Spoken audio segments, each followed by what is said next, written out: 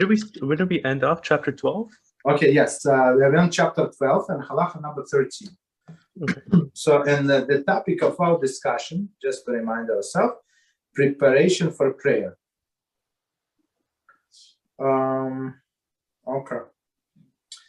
So number 13. Likewise, one who is weak and finds it difficult to wait to eat until after the end of congregational prayer is permitted to pray earlier in his home, so he can eat immediately after his own prayer, as we have seen in 8:2. Okay, so we said that. However, it is only in his home that he is permitted to pray earlier in this situation. But if he already came to the synagogue where there is a congregation praying, it is forbidden for him to pray earlier than congregational prayer. Okay, so let's start here and try to understand what are they talking about. So we're talking about here about preparation to the prayer. And last halacha, for example, we said that just 1 second. So last halacha that we discussed that a person has to pray with the minyan. If he cannot go to the shul, pray with the minyan, let him get the minyan in his house, right? And all of these things. So now we say, okay, this guy, he's too weak. He cannot get to the shul. He needs to eat. Elderly people, we understand, no problem. So they say, let them. So it is proper to pray with congregation. It is proper with the minyan. So if he wants to pray earlier because he wants to eat, right? Let him first pray at home and eat, and then come to the shul, and then he can answer to Kaddish and Kiddusha and Borku and everything. Mm-hmm. So, but it's not proper for him to come to the to the shul. For example, he has a key from the shul. He comes earlier, right? And then he prayed, and everybody comes, and he's a big hero. He's living because he wants to go eat. But that's wrong. That's not kavod for the congregation. I have a question. Sorry. Yes. Please don't be sorry. Your obligation to ask question, whatever you have in mind, other people also. Go ahead. Okay. Please. Thank you. My question is that if someone's hungry, they can pray at home and then eat and then go. That's not what we said. We said if he's weak. So if somebody is just hungry, so I would say, so if somebody is hungry, just drink tea, drink coffee. Maybe according to some poskim, you can even put sugar. Okay. Shulchan said don't put sugar, don't put milk, but the poskim, Rabbi also said that you can do sugar and milk. Not everybody agree, but I mean, if he's so hungry, he would not be able to concentrate on the prayer. So what is the point to go to start even if he's in this situation? So just put two extra spoons of sugar and you're fine, I guess. Yeah, go ahead. But does that mean that they? Oh, sorry. No, sorry. No, I just wanted to clarify. In this case, we're talking about the tefillat shacharit, right? A person going to pray in the morning. Are we referring to that or any prayer, anytime? Yes. We're talking. We're still in Siman number 12, so it's only in the morning. We're talking only in the morning. Later on, we're going to get to the mincha, and we say when you're right. That's a separate set of laws. You're right, 100%. When you're not allowed to start big meal before you are going to mincha, because they're afraid that people eat too much, maybe drink some wine, maybe fall asleep, whatever. So, but here we're talking about only the morning prayer. So basically, he's not allowed. So the bottom line, he's not allowed to pray before congregation. Okay. So Ethan, please, you had a question. Oh, yeah, sorry. My question is, if someone's weak, they can eat at home and then pray at the shul. Yeah, doesn't mean that they have to pray Shema first. That's not what's that. If he's weak, he can pray at home, eat, and then come to the shul. Does that mean they have to pray up till the Shema, then eat, and then pray at the shul, or what is? No. He can finish all of the prayers. I'll finish all the prayers and then go to the shul. Yeah. It's not allowed to start eating in the middle of the prayer. Anyway, right. So the one, so they can they can only eat after the prayers, but he cannot wait. He woke up to, I don't know, 4 a.m. 4 a.m. scratch it. Okay, 5 a.m. Let's say now, right? I think it's good. So he started praying, and he wants to eat. And let's say in the synagogue they start 6:45, 6:30. So he can go to the shul, answer Kaddish, answer Baruch Hu, answer everything, so he get the mitzvah. Oh, I see. Okay. And Thank you. Baruch, and the most important we're going to learn Baruch Hu uVaruch Shmor. So it's even higher than Kaddish. So we're going to say so just to come there to stay with the Minyan and be able to answer, it's an unbelievable thing. Another mitzvah. Wow. Yeah, go ahead, Yishai. Yes. No, I'm just saying, yeah, it's another mitzvah because that's how you complete that. What the David HaMelech says. You have to say, I think 90 amenim or 100. 100 amen today. Yeah, 100 blessings today. Yes. That's the only way. Yes. Otherwise, it's it's so much. Yeah. Okay. Thank All you. right. Yeah. Okay. So let me go back one sentence so we have continuation. However, it is only in his home that he's permitted to pray earlier in this situation. So don't, as we said, don't come to the shul and big hero. But if he has already came to the synagogue where there is a congregation praying, it is forbidden for him to pray earlier than the congregational prayer. Commentaries say to do what would constitute degradation of the congregation. Mishnah Brura. It's disrespect that he's. I have a question. Yeah, go ahead. So, usually for the Sfaradim, whenever we come to the synagogue, a lot of times, and I also have, like sometimes, since I want to say the korbanot with more kavanah, right? We have the korbanot to say. So is it technically you can say the korbanot and then go over to, to Hodu from where we start the prayers?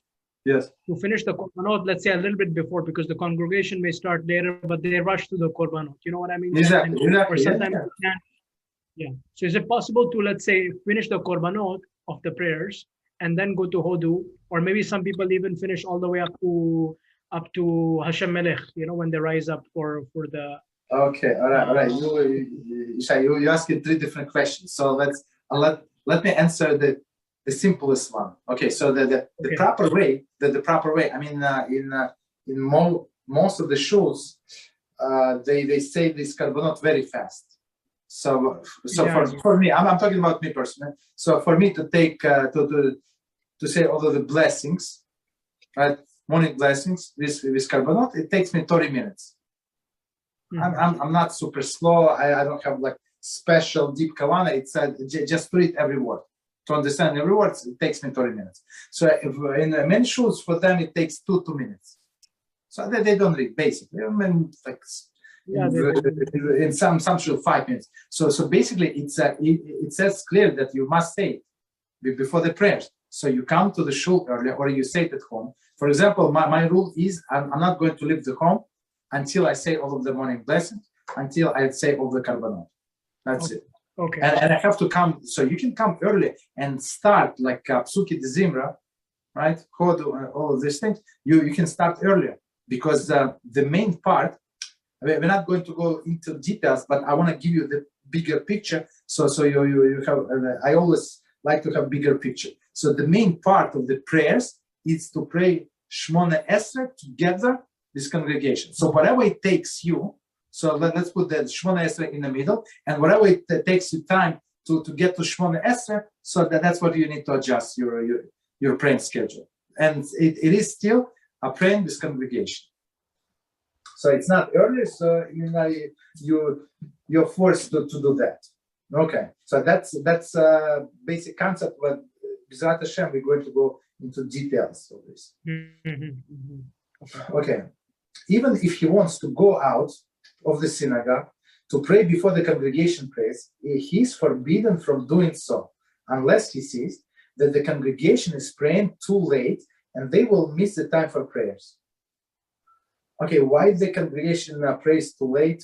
It's possible that I know I know few shuls they were had they had hard time to get the minyan on time.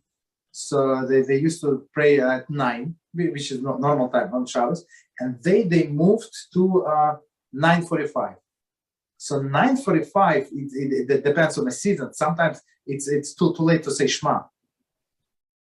You understand? And sometimes even for Shachar it's too late. So it's better for you to pray alone on time than late with the congregation. That's a basic rule. Okay? Like for example, most Chabad shuls, they start at 10 a.m. Yeah. Okay. Oh, yeah.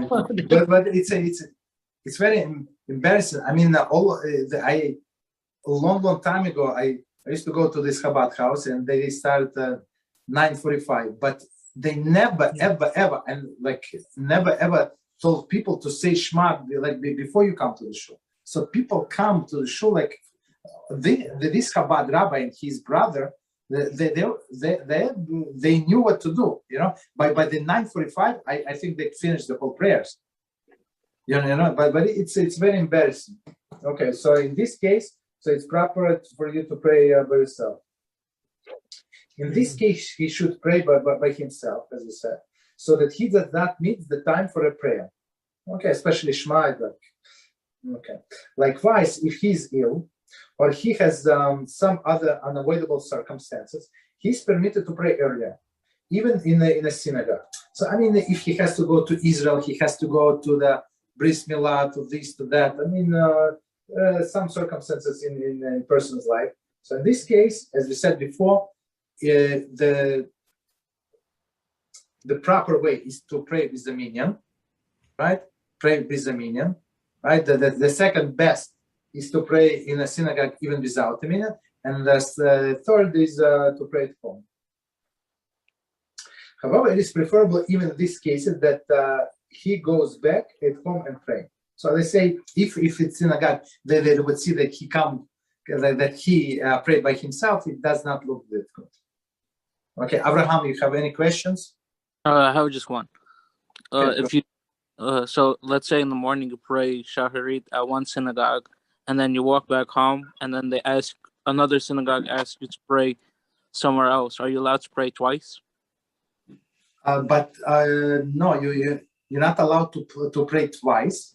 But they can count you as in a minyan. Do you understand? So be there, so but you're not allowed to pray. Mm-hmm. So when I say let me explain. Okay, step back. So you're not allowed to say Shmona Esrei together with them.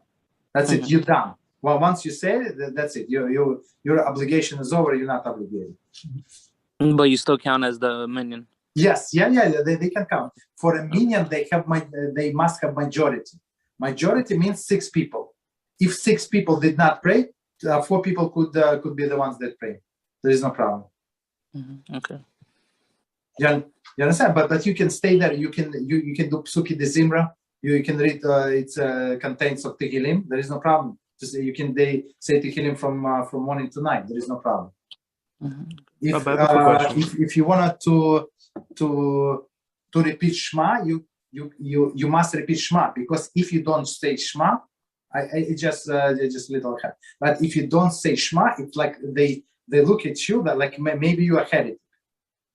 That's another issue. So even if you I give you this tip, even if you're behind, right, a little behind, and they say Shema, they close us, also close that. It does not mean that we're going to say in what instances you're allowed to say Shema, the word Shema, in some instances you're not, but at least close your eyes, to show everybody that you're together, you're not separate from the congregation.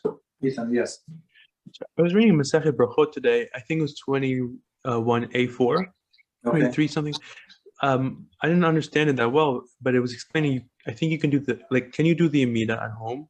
But if you're not content and you want to do another personal prayer, you can go to the shul, pray Amida there, and then add another personal bracha. Okay, so you're asking about voluntary prayer, right? So this voluntary prayer is connected with. I give you an easier scenario. more practical scenario when one person, I mean, he's sick, he has fever, this and that, he's not obligated to pray, but he thinks that he prayed. Mm-hmm. He fell asleep, this and that. So, I mean, it's possible, right? So in this case, he should pray this, whatever you said, this not obligatory prayer. So it's like he can say, in some instances, he can add this extra, what is it? Blessing. Things, right? Blessing. No, not blessing. Extra stuff. Blessings we cannot add. When it says Shmona Esrei, it's 19 blessings, that's it. But in the middle, you can add some like special personal request. That's a different story. But it's only when you're not sure. We're going to get into details later on. Okay. Or if you like, if you already pray, most of the poskim say do not go back. Mm-hmm. Why do not go back? Just quickly. Why? Because they say, who said that you're going to have better concentration? Who said so? And even when they say if, they some time ago they say the first bracha of Magen Abraham, you have to do avot, right? You have to do with concentration. If you do this with concentration, others, what can we do, right? But then they say, and if you did not do the first bracha, it's like what, 3 lines, 3 whatever, right? So if you did not do it with concentration, have to go back. And then after some times, I think even in Shulchan Aruch or Rema, like 500 years ago, they say, you know what, that's it, stop it. People not going to have concentration in a second time, a third time, and fourth time. Just stop it. Just leave it. So it's very embarrassing, and as Mishnah Brura says many times, because he starts explanation because of how many sins. Wow. So basically they give us discount. That's before the Shoah. That's before the Shoah. What is it? That's back then. That's before the Shoah. I didn't know. Okay. So all right. So let's continue. Verse 48. Even if he wants to go out, I apologize. We said that. In this case, let me go back one more sentence. Even if he wants to go out of the synagogue to pray before the congregation prays, he is forbidden from doing so unless he sees that the congregation is praying too late and he will miss the time of the praise, like this 10 a.m. It's normal. In this case, he should pray by himself so that he does not miss the time of the prayer. So in all of the, it's actually a general principle. If you think that they're going to they wait for a president of the shul, they wait, I don't know, for Obama to come, right? So and the time is going to pass because they want to show how we pray. You pray by yourself. That's a proper time, proper way. Likewise, if he's ill or he has some other unavoidable circumstance, he's permitted to pray earlier, even in a synagogue, right? However, it is preferable, even if in these cases, that he goes back to home to pray. As we said, not to be in everybody's face. Okay.